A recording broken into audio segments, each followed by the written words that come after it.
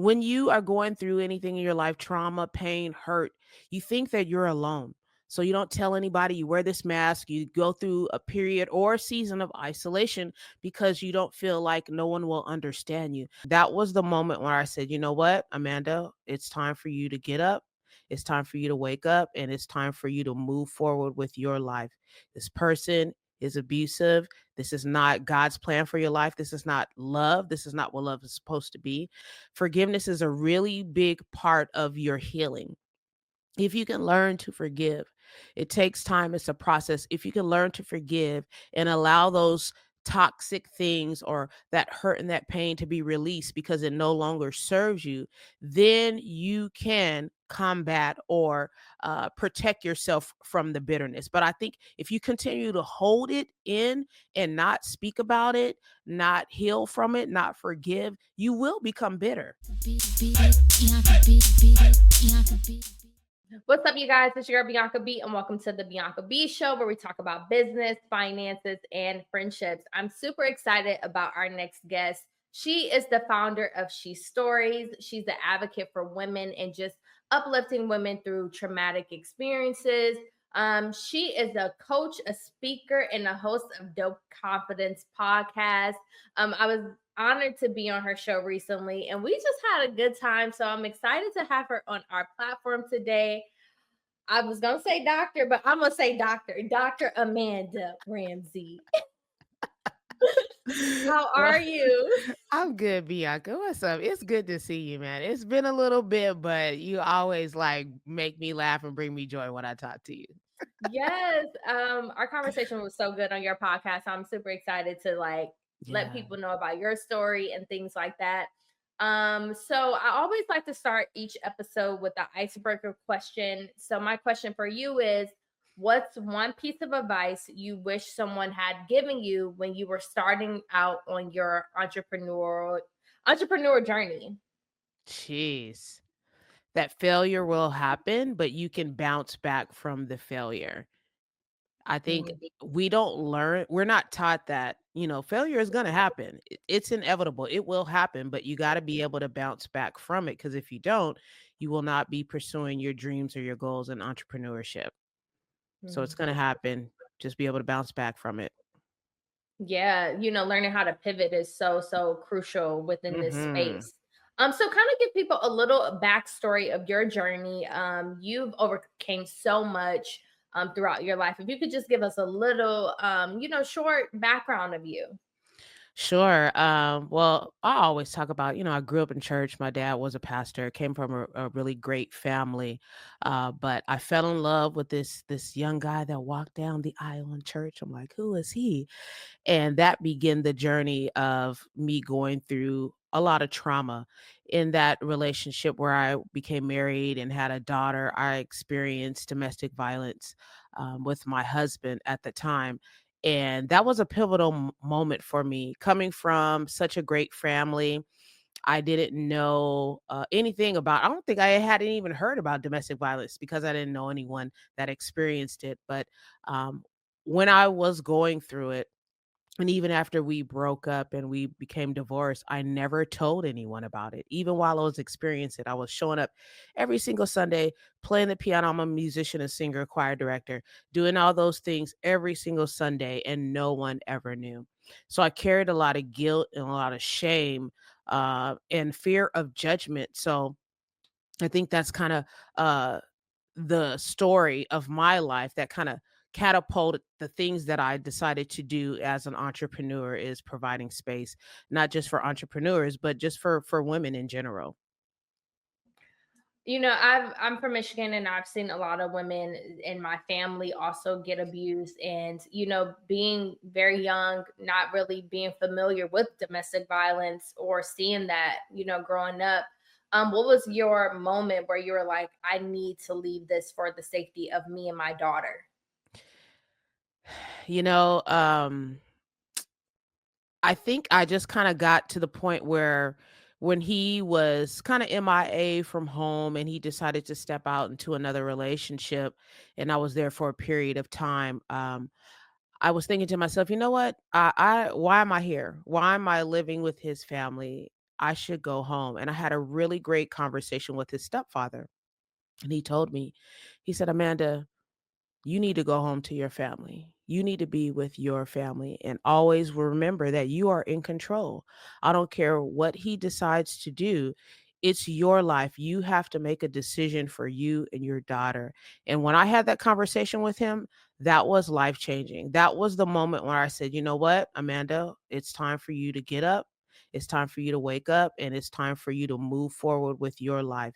This person is abusive. This is not God's plan for your life. This is not love. This is not what love is supposed to be. And, I was able to get away. And for a lot of women, they're not able to escape. Their life is in grave danger. But for me, because he was MIA and not home a lot, I was able to move away from him. But the moment that he found out that I did move and get my own place, that's when I started really seeing a lot of the violence come out where I was held hostage by gunpoint in my apartment. But still, thank God, with the grace of God, I didn't die. My daughter didn't die, but I stood my ground and said I wasn't gonna go back to him. I'm gonna stay here and take care of my daughter, just me and her. Mm. And how long were you in a relationship before you left? We were married for about a year. It wasn't Okay. that long, so we were Okay. together for a few years, but it was very short lived, and I'm grateful. My Yeah. story is different Mhm. than a lot of other women, but I was able to get out. So, with your daughter being so young and now you're in this entrepreneur space giving back to women, where did that confidence come from to share your story? Because most people will be kind of embarrassed or don't really want to relive that. When did you get that confidence to do that? It's crazy. When I first started She Stories, I'm like, I didn't know what it was going to be. I was just basing the first storytelling night off of my own personal experiences, my journey. We had someone share about entrepreneurship, someone share about being a single mom, someone sharing about domestic violence. So I really didn't know what it was going to be. So every storytelling night, I will tell bits and pieces of my story, not the full story. But hey, guys, I started this because I grew up in church with testimony service and I wanted a safe space for women to share their story. And I would only share a bit. But it took me a while for probably a few years for me to actually share my full story. And it wasn't because of embarrassment. I believe that I wanted to hold space for women. So it wasn't my time to really share. But I found out that I really needed to really give my story in its fullness to help people to see this is what happened to me, this is where I've come from, and this is how I've overcame. And once I fully told my complete story, Bianca, I personally had anxiety. My heart was palpitating. I remember it like it was yesterday. It was about a year ago that I fully shared it outside of my storytelling community at a gala that I had to speak at. And my heart was racing. My Apple Watch was going crazy. My legs were shaky. And I knew that in that experience that I was reliving that moment because I've buried it so far back. I revisit it sometimes, but I buried it so far back in my mind. And from that moment on, I was like, yes, it just reaffirmed what I'm called to do. This is what I am called to do, is to share my story so people can see that you can get through this, you can overcome no matter what it is. It doesn't have to be abuse, it could be anything. I love that you mentioned that. You've gotten to this space that you're confident in, speaking out and sharing your story. Mhm. Has How many women you think you've impacted just by being vulnerable and sharing your testimony to people? Hundreds of women. Hmm. Hundreds, probably thousands now, Yeah. people that I've personally have had conversations with that have been very impacted. I mean, you think about it. When you are going through anything in your life, trauma, pain, hurt, you think that you're alone. So you don't tell anybody, you wear this mask, you go through a period or a season of isolation because you don't feel like no one will understand you. But the moment when other women are in the audience hearing the stories of women that have experienced the same thing, they're like, wow, there's some commonality. I'm not the only one going through that. That assurance, That feeling of knowing that you're not the only one starts to begin to open up the heart of a woman. It starts to begin to allow the walls and the barriers to come down for them to be able to get help, seek mental health, or even have a conversation with someone for guidance. Yeah. And Mhm. how do you not become bitter? You know what I'm saying? Especially into like a new relationship or a new chapter in your life where you're trying to get past that, suffering so much trauma. How do you not become bitter and angry at the world? Man, there was a song written by, I won't name the artist, but he said, "One man hates, one woman hate all men." And we have to remember that we can't project our pain on other people. We can't make or hold other people accountable for what someone else has done. Forgiveness is a really big part of your healing. If you can learn to forgive, it takes time, it's a process. If you can learn to forgive and allow those toxic things or that hurt and that pain to be released because it no longer serves you, then you can combat or protect yourself from the bitterness. But I think if you continue to hold it in and not speak about it, not heal from it, not forgive, you will become bitter. You will. Mm. And you have a daughter too, and although she was very young, that triples down into her relationships as well.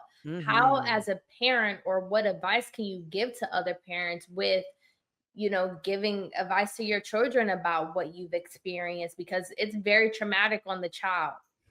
It's very traumatic on the child in their adult life. So can you just kind of tell some parents, give some tips? Sure. As you're going through whatever pain or trauma that you're experiencing, it's very important for you as a parent to have open communication with your child. And I was that with my daughter when she was young. I always would do check-ins with you. Check-ins with her. How are you feeling? How am I doing as a mom? Which I know some people are like, why are you doing that as a parent? You shouldn't have that conversation. But it's important because I want to make sure that I want to show up for her. I want to take care of her needs and see where she is feeling sad or depressed about something. So I always check in with her. So check in with your children and be honest with your children.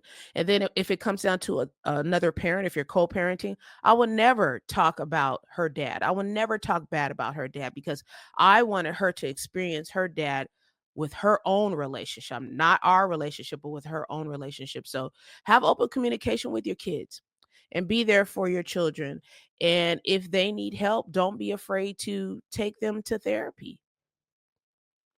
Yeah, I'm an advocate about therapy and like having a coach, which you do. You are a Mhm. coach. When was that moment where you're like, I want to coach women and take this on professionally and really utilize my story to coach? Yeah, it happened with me, launching She Stories.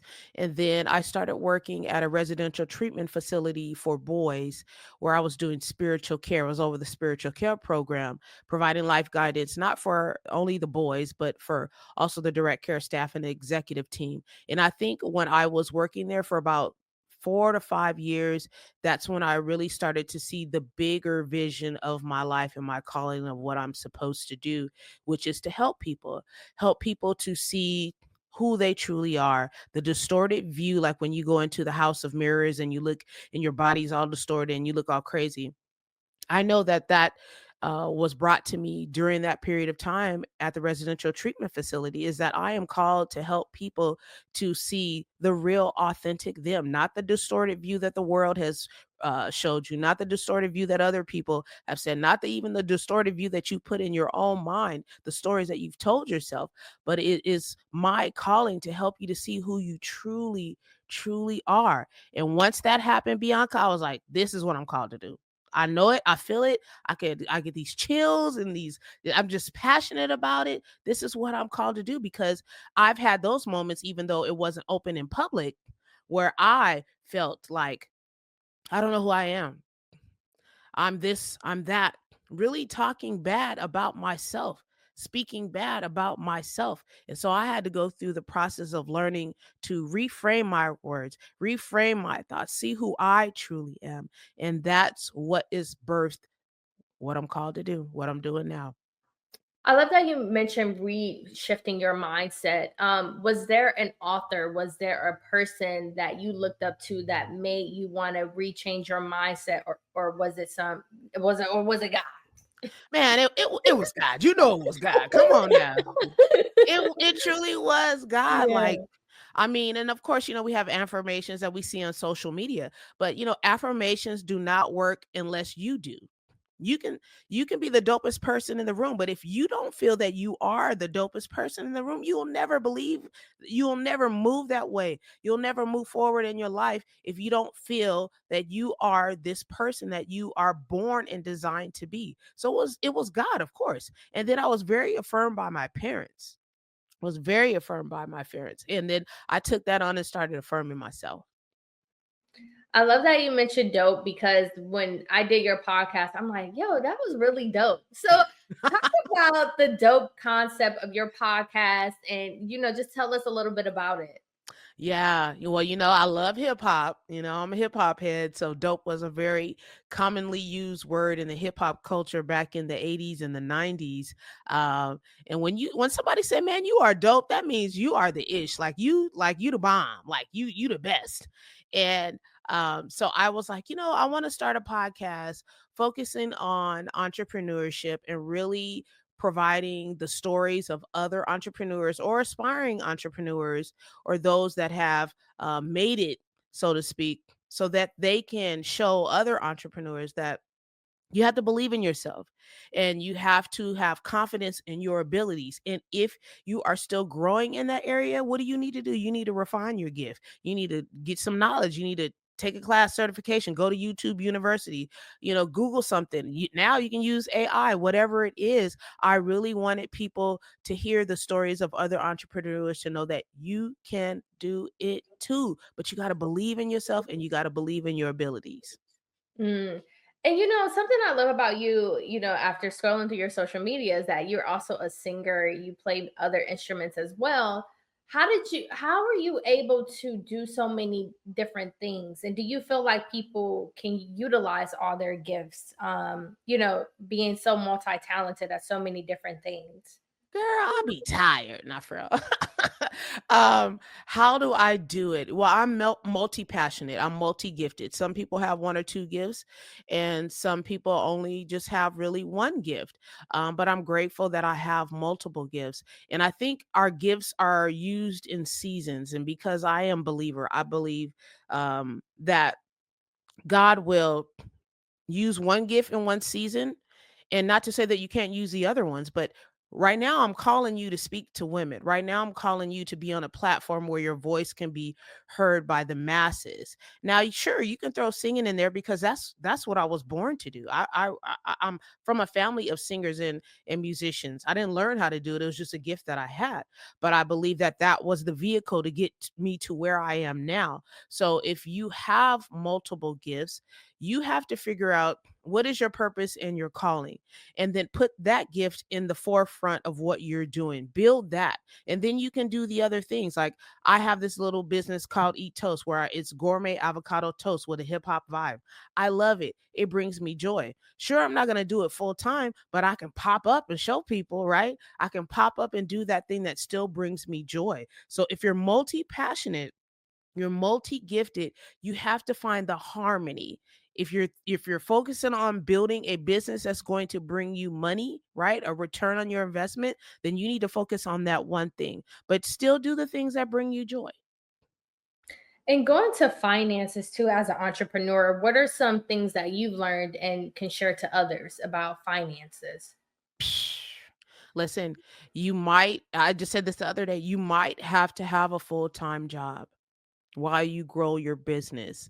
I do not recommend you just like, oh, I'm just going to quit and I'm just going to start this business. It takes time to build a business. That's the number one thing I want you to know, that it takes time to build a business and that you really need to build some capital while you are building your business. Start saving some money here. Start building your business credit so that you'll be able to leverage your finances while you're waiting on your clients to pay you. So it's important that you get your business mind straight, start reading and learning about the finances of business, but make sure that you're able to fund your business with either your job or the other gifts that you have, and make sure that you have a little nest egg. I think one of the biggest lessons that I learned when I had a co-working space is that I needed to gain more knowledge as an entrepreneur because I'm more, what is it, right brain than left. I'm more of the creative side. So I didn't know a lot about business. So I had to make sure that I surrounded myself around other entrepreneurs that knew the financial piece of it that can help me to make sure that my books were in order, P&L, all those things. It was important.